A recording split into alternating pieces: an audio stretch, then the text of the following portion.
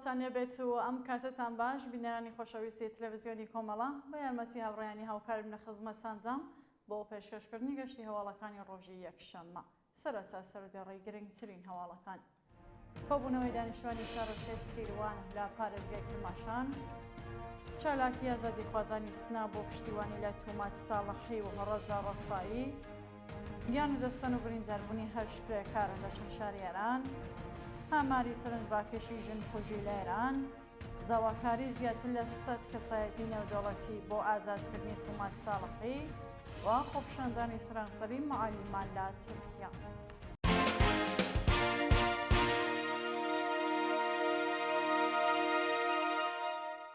درێژە هەواڵەکان.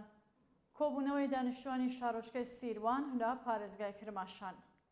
ڕۆژی شەممە 22 گوڵانی 1403 دانیشتوانی شارۆچکەی سیروانی سەر بە پارێزگای کرماشان لە ناڕزایەتی بە داگیرکردنی زەویەکانیان لەلایەن دەوڵەتەوە کۆبوونەوە. بە پێزانیاریەکان ناوەندە پەیوەندیدارەکانی سەر بە دەوڵەت لە ژێرناوی پرۆژێ مەسکەنی ملی زەوی و زاری خەڵکی شارۆچکەی سیروانیان داگیر کردووە، لە حاڵێکدا ئەو زەویانە بەڵگەی یاسایی هەیە. ڕۆژی شەممە خاوەن زەویەکان کۆبوونەوە و خوازیاری کۆسایی هێنان بۆ داگیرکاریە بوون. چالاکی ئازادیخوازانی سنا بۆ پشتیوانی لە توماچ ساڵحی و ڕەزا ڕەسایی.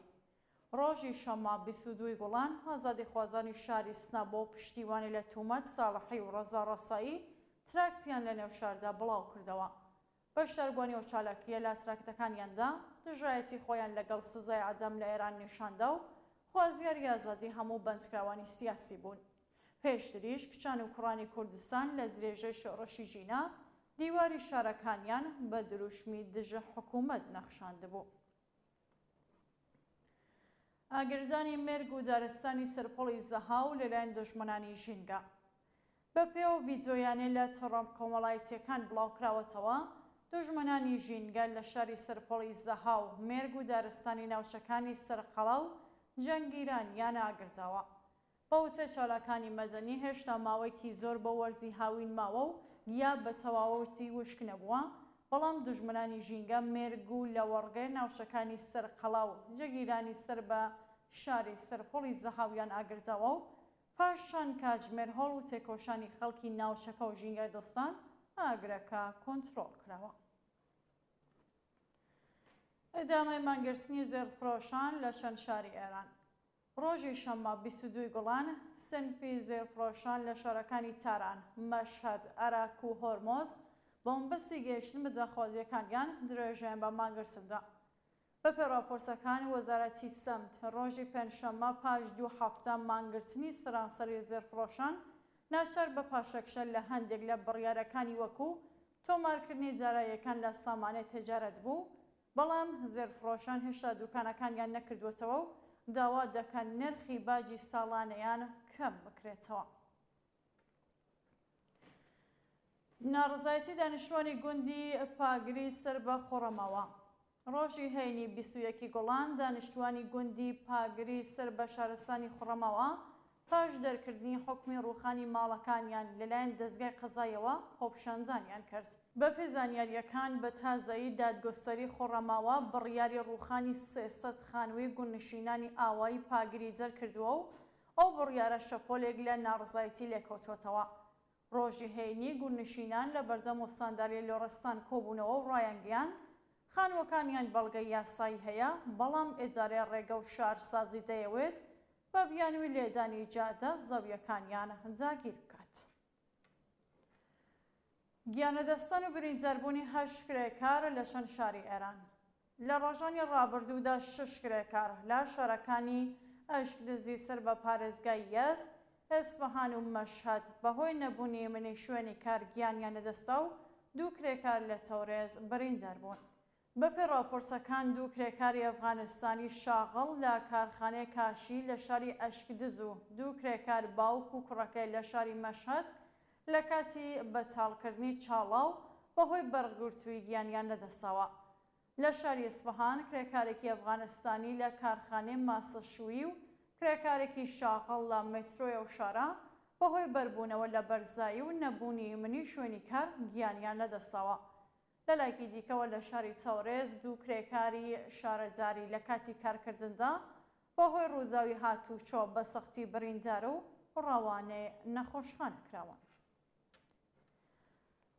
لە سێدارەزانی سێ بەندکراو لە زیندانەکانی بەم و گۆرگان. بەیانی شەممە 22 گوڵان حکمی ئاجامی سێ بەندکراوە لە زیندانەکانی بەم و گۆرگان بە تۆمەتی پەیوەندیدار بە مادەی هۆشبەر جێبەجێکرا. بەپێی راپۆرتی کانونی مافی مرۆڤیێران دوو بەندکراوی خەڵکی ئەفغانستان بە ناوەکانی هوشەنگ نورۆڵاهی یونجالو و محەممەد ئەفغان بە تۆمەتی پەیوەندیدار بە مادەی هۆشبەر لە زیندانی گۆرگان لە سێدارەدراون. لە حاڵێکدا بەرپرسانی زیندان ڕێگەیان نەداوە بۆ دوجار چاویان بە بنەماڵەکانیان بکەوێت. لە زیندانی بەم هەروەها حکمی ئاجامی بەندکراوێک بە ناوی سامان جەرەنگیدا بە هەمان تۆمەت جێبەجێکراوە. شایانی باسەکە مانیتۆرێکی مافی مرۆڤ لە ئێران ڕۆژی شەمە راپۆرتێکی بڵاو کردەوە و تیادا ڕاگەیانکە کۆماری ئیسلامی لە نێوان 10 گوڵانی ئەمساڵ تاکو 20 گوڵان بەلانی کەم 40 بەندکراوی لە سێدارەداوە. هەڕەشەی ناوەندەمنیەتیەکان لە چالاکێکی مافی ژنان لە لۆڕستان. بەپێی راپۆرتی ناوەندەکانی مافی مرۆڤ مەنسوورە محەممەدی تەمەن 28 ساڵ و خەڵکی خوڕەمەوە نووسەر شاعر و چالاکی مافی ژنان لەلایەن ناوەندەمنیەتیەکانەوە هەڕەشەی توندی لێکراوە. بە پێزانیاریەکان مەنسوورە محەممەدی ئەنجامی کۆمەڵی کەمەندامانی ئێرانە و هەڵەمێکی بەهێزی هەیە و چەندین کتێبی چاپ کردووە.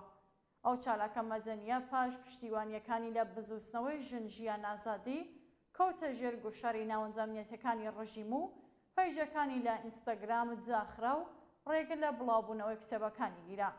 ئێستا لەلایەن ناوەندەمنیەتەکانەوە بەردەوام هەڕەشەی کوشتنی لێ دەکرێت و داوا لە ناوەندەکانی مافی مرۆڤ دەکات حمایەتی لێ بکەن. کوژرانی شارۆمەندێکی خەڵکی خۆڕەم ئاوا لەلایەن هێزە ئینتیزامیەکان.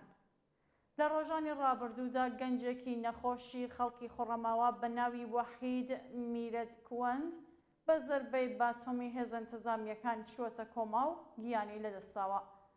ڕۆژی چوارشەمە 12 گوڵان وەحید میرەتکوەند بەهۆی تێکچوونی باری تەندروستی سەردانی نەخۆشخانەی شاری خۆڕەماوای کردووە، بەڵام کادری دەرمان بایەخیان بە دۆخی خراپی تەندروستی نەداوە و نابراو لەگەڵ پزیشکانی نەخۆشخانە دەرگیر بووە.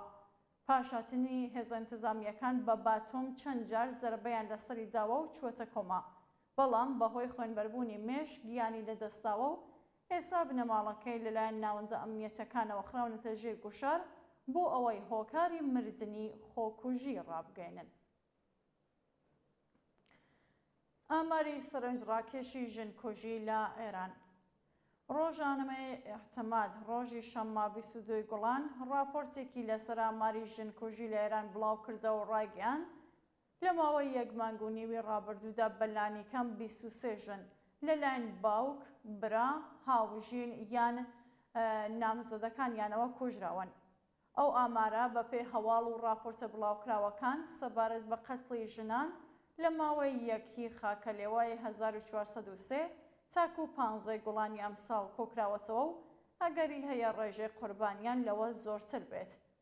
ناوەندە دەوڵەتیەکان ڕێگە لە بڵاوکردنی ئاماری ڕاستەقینەی ژنکوژی دەگرن، بەڵام لێکۆڵینەوە لە پەروەندەی کوژراوەکان نیشانی داوەکە 99% قوربانیان بە بیانی و پاراستنی شەرەف و ناموس لەلایەن ئەنجامێکی بنەماڵەکانیانەوە کوژراون. داواکاری زیاتر لە 100 کەسایەتی نێودەوڵەتی بۆ ئازادکردنی توماچ ساڵحی. زیاتر لە 100 کەسایەتی فەرهەنگی و هۆنەری نێودەوڵەتی لە نامەیەکدا داوای ئازادکردنی دەستبەجێ توماچ ساڵحیان کرد. لەو نامەیەکە ڕۆژی 21 گۆڵان کۆپیەکی لە ڕۆژنامەی گاردیەن بڵاوکراوەتەوە، کۆمەڵێک لە هۆنەرمەندان و کەسایەتیە فەرهەنگیە نێودەوڵەتیەکان داوای هەڵوەشانەوەی بەپەلە و بێمەرجی حکمی ئاجامی توماچ ساڵحی، ڕەتکردنەوەی سەرجەم تۆمەتەکانی دژ بە ناوبرا و ئازادی ئەو گۆرانی بێژە ناڕەزاییەیان کردووە. واژۆکارانی ئەو نامەڕایان گەیاند دەبێت ڕێگە بە هۆنەر بدرێت، ڕەخنە بگرێت، هاندات، ئەمە هەم ماف و هەم ئەرکی ئێمەی هۆنەرمەندە. هەروەها هیچ هۆنەرمەندێک نابێت بەهۆی کەڵگوەرگرتن لە مافی ئازادی بەیان تووشی ئازار وەزیەت بێت، چ بگا بەوەی سزای لە 3 دەرەجانی بەسەردا بسەپێنن. دووە هەواڵ خۆپیشاندانی سەرانسەری معالیمان لە تورکیا. ڕۆژی شەممە 22 گوڵانی 1403 معالیمانی تورکیا پاش ماگرتنی سەرانسەری ڕۆژانە سەرشەخام و خوازیارەی کۆنترۆڵکردنی توندوتیژی و جابینکردنی ئەمنیەتی پیشەی بوون. بەپێی راپۆرتی مێدیاکانی تورکیا ڕۆژی چوارشەممەی پێشوو قوتابیەک بە دەمانچە تەقەی لە معالمێک لە مەدرسەیەکی گەڕەکی ئەیوب سۆڵتانی ئیستانبول کرد و کوشتی. پاشە ڕووداوە بە ملیۆنان معالم لە سەرانسەری تورکیا دەستیان لە کارکێشایەوە و ڕۆژانە سەرشەقام. معالیمانی ناڕازی لە ئەنکەرا لە بەردەم پەرلەمانیە وڵاتە کۆبوونەوە و دروشمی معالیمان لێران بەرپرسانی حکوومەت لە کوێیان بەرز کردەوە. بینەرانی خۆشەویست هەواڵەکانتان پێشکەشکە هەر شاد و ئاسوود.